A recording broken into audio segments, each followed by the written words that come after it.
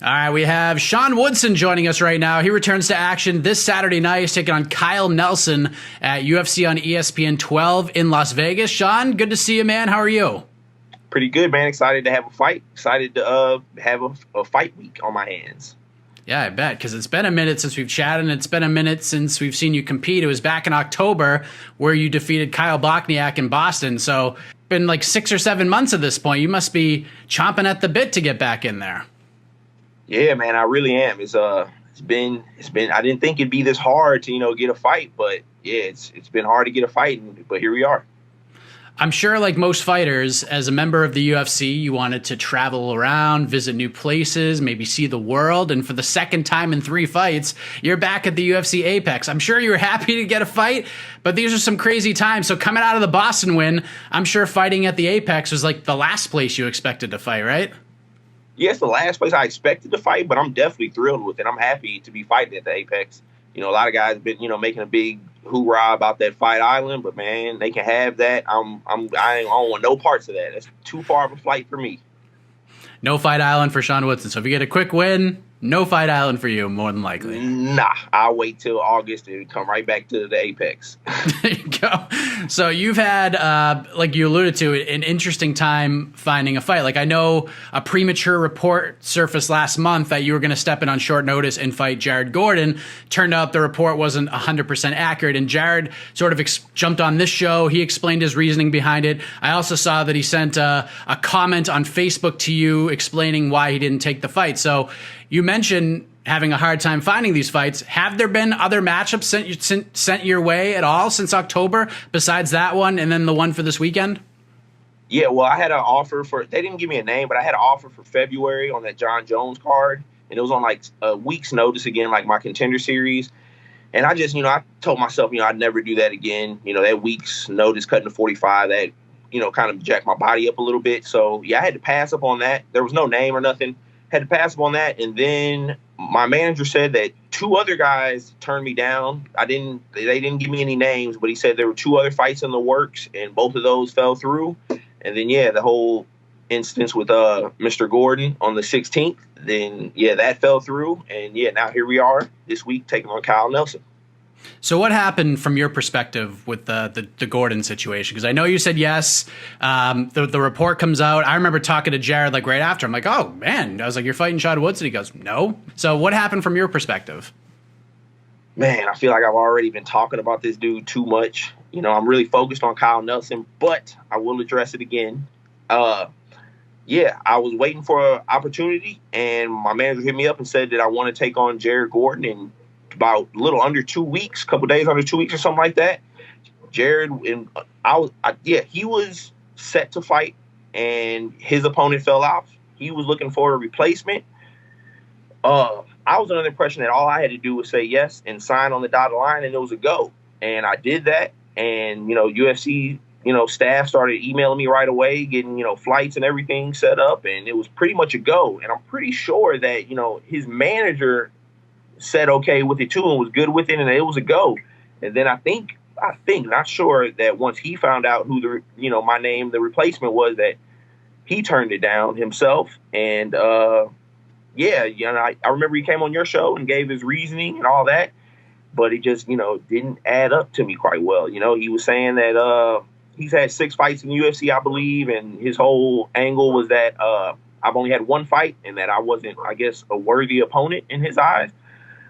But, that didn't really make sense to me, because the guy he was originally scheduled to fight was Matt Sales. And, Matt Sales is a good fighter, but, his record is 8-3. And, I think he had 2 fights or 3 fights in the UFC at that time. So it's like, you weren't originally scheduled to fight no top 10 or top 15 guy. You know what I'm saying? So it's like him acting like, taking on me was just this huge downgrade was just ridiculous to me.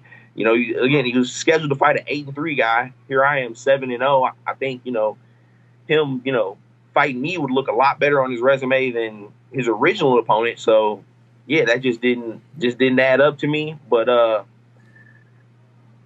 think he just, I'm the tallest featherweight in the division, man. I'm a bad matchup for anybody. And, he knows that. And, he did mention that, he went from fighting a really short guy to a really tall guy and didn't have time to prepare for that, you should have just left it at that.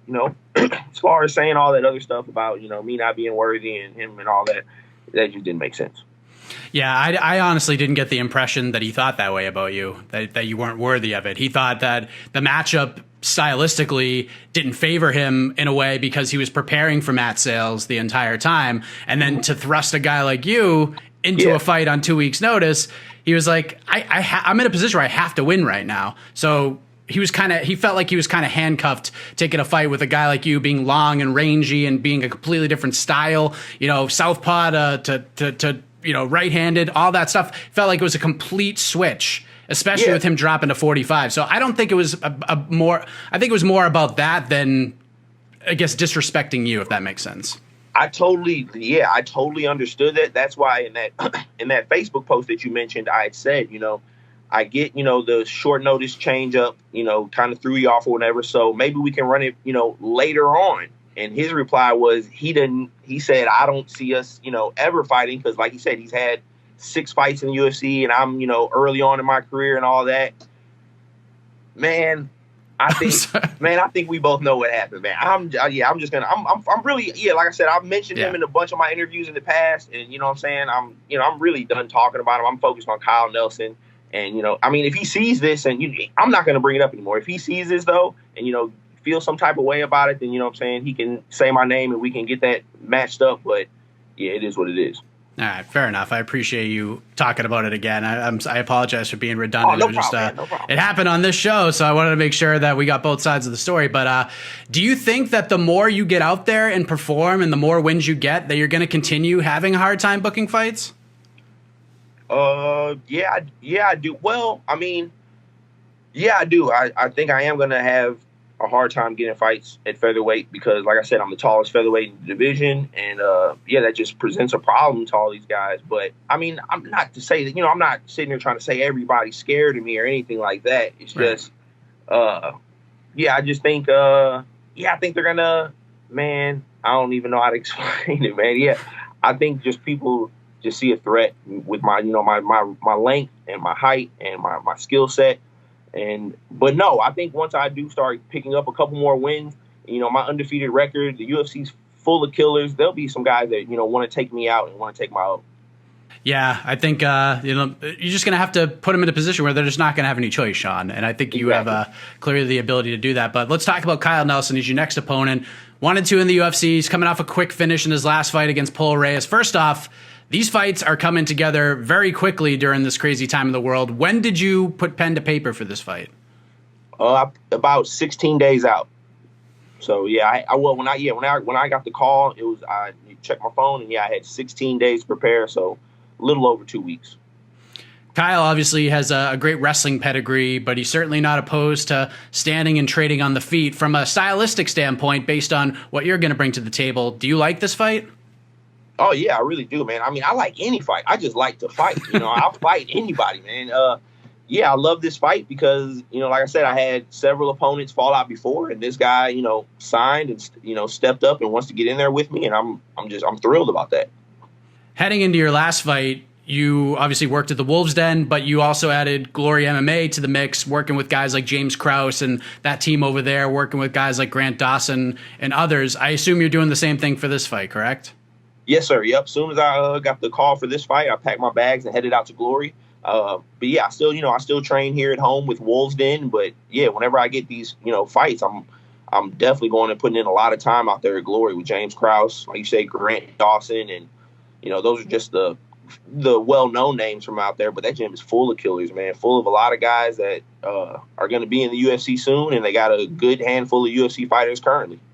When's Witt getting into the UFC? Come on now, he's right, long man. overdue. Yeah, that's the guy top of the league. Yeah, Witt, Mike Breeden, Kevin Kroom, David Onama. Those are all names you guys can expect to see in the UFC pretty soon. Does the build-up for this fight feel any differently for this one as opposed to like the Boston fight? Like obviously the notice is a little bit shorter. Fight week stuff will be a little different with all the restrictions and everything. But you've also been through it all before, being on the Contender Series and then do it again in Boston. Does it feel any different for this one?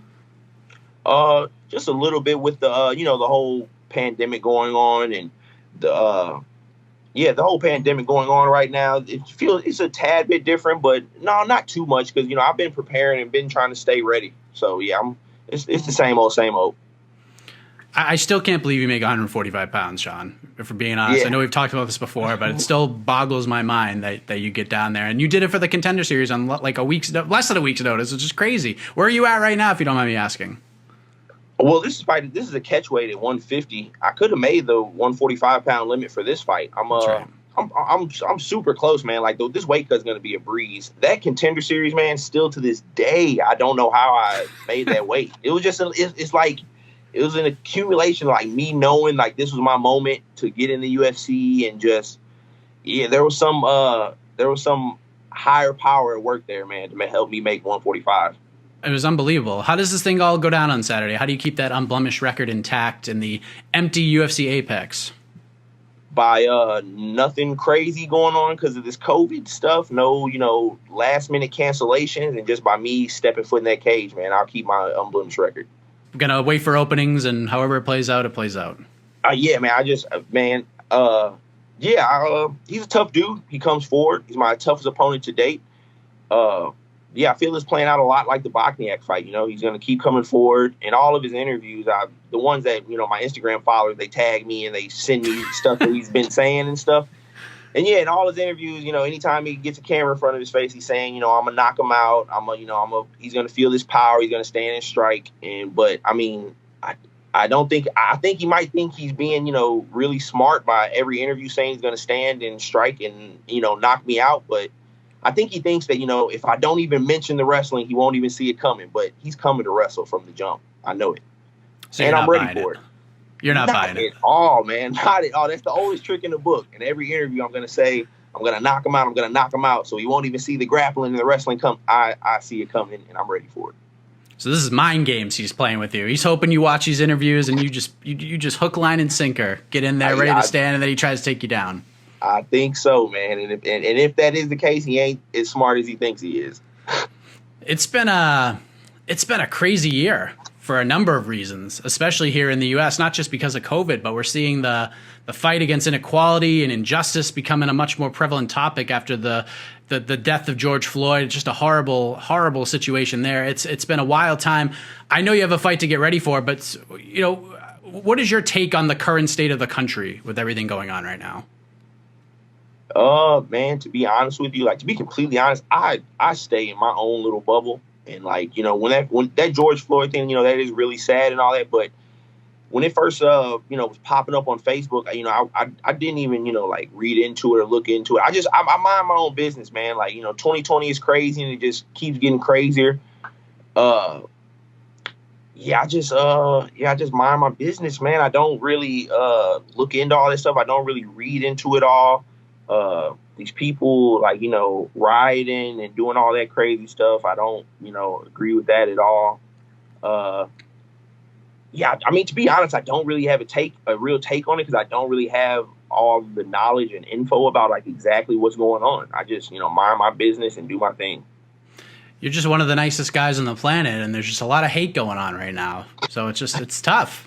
Yeah, I do feel that. I feel, that's one thing I can feel. There's just so much hate and negativity. It's there's a ton of people, a large amount of people that it's they wake up every day and just look for the negative and look for the bad stuff to talk about. And, the police are doing that. And, this is unfair and that's unfair.